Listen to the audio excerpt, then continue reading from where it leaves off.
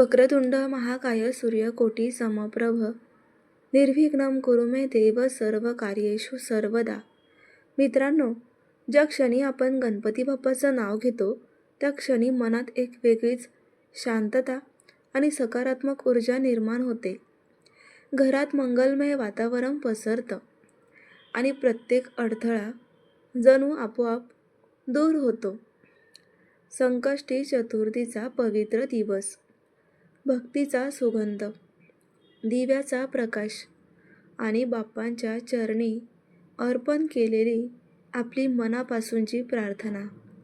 पण तुम्हाला माहीत आहे का, बाप्पांची पूजा ही फक्त एक परंपरा नाही, तर ते एक शास्त्र आहे, एक भावना आहे आणि आपल्या श्रद्धेची खरी परीक्षा आहे. आजच्या या खास व्हिडिओमध्ये आपण जाणून घेणार आहोत गणपती बाप्पांची पूजा नेमकी कशी करायची, अभिषेक, दुर्वा, नैवेद्य यामागचं खरं महत्त्व काय आहे आणि चतुर्थीचं व्रत पूर्णत्वाला कसं न्यायचं. म्हणूनच हा व्हिडिओ शेवटपर्यंत नक्की पहा, कारण आजची ही माहिती तुमची पूजा अधिक शास्त्रीय, अधिक प्रभावी आणि अधिक फलदायी बनवणार आहे.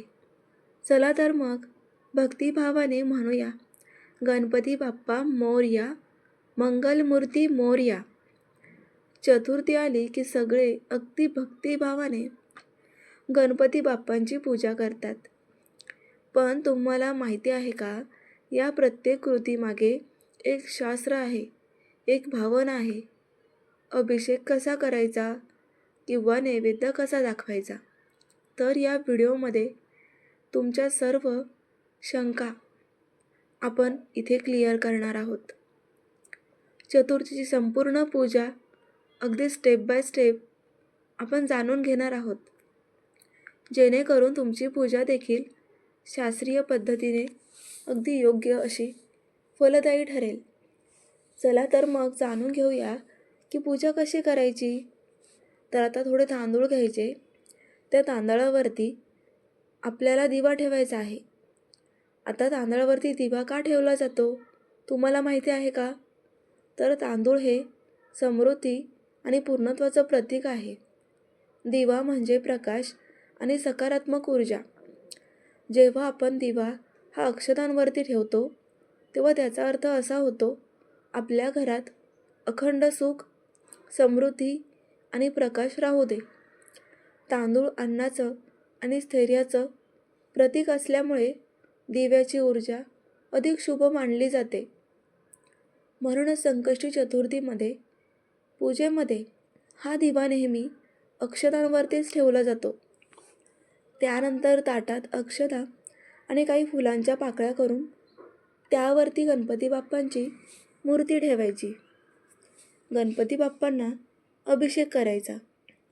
तर एक गोष्ट लक्षात घ्या, चंद्रोदय झाल्याशिवाय उपवास हा सोडायचा नसतो, कारण या दिवशी व्रत हे चंद्रदर्शनासाठी जोडलेलं आहे.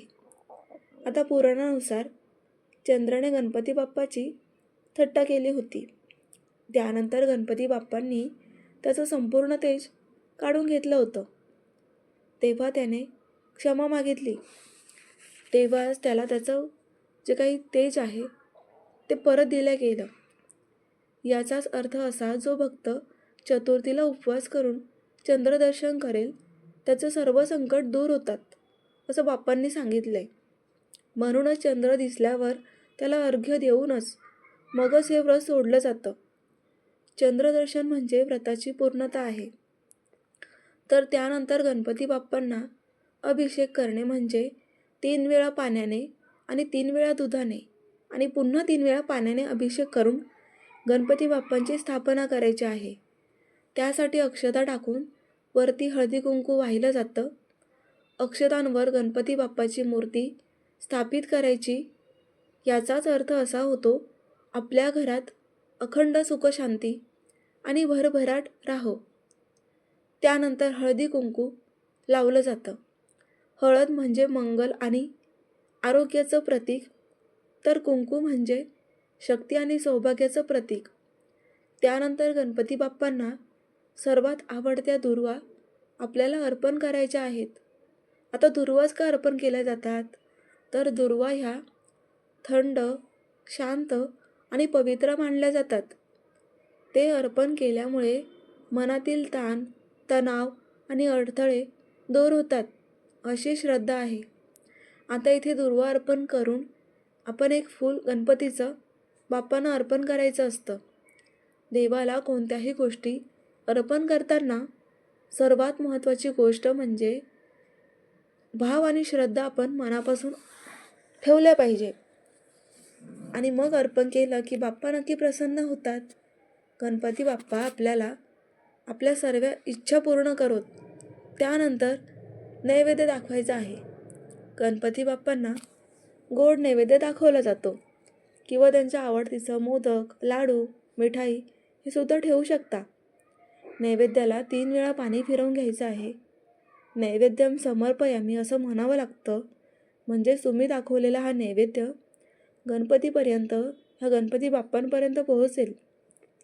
आणि आपण पूजेत काही फुलं आणि फळंसुद्धा ठेवलेली असतात, तर त्या फळांवरून देखील 3 वेळा पाणी तुम्हाला फिरवून घ्यायचं आहे. तर अशा पद्धतीने व्यवस्थित पूजा करायची आहे. संकष्टी चतुर्थी ही दर महिन्याला येणारी चतुर्थी आहे आणि आपण अगदी विधिवत पद्धतीने ही पूजा करायची आहे. अशा प्रकारे पवित्र संकष्टी चतुर्थीची पूजा आपण बघितली. तरी मनापासून श्रद्धेने आणि भक्तिभावाने आपण गणपती बाप्पांची आराधना करूया. गणपती बाप्पा हे आपल्या जीवनातील अडथळे दूर करतात. गणपती बाप्पा नवसाला पावतात आणि मनापासून मागितलेली इच्छा, श्रद्धेने केलेली प्रार्थना ते नक्कीच ऐकतात.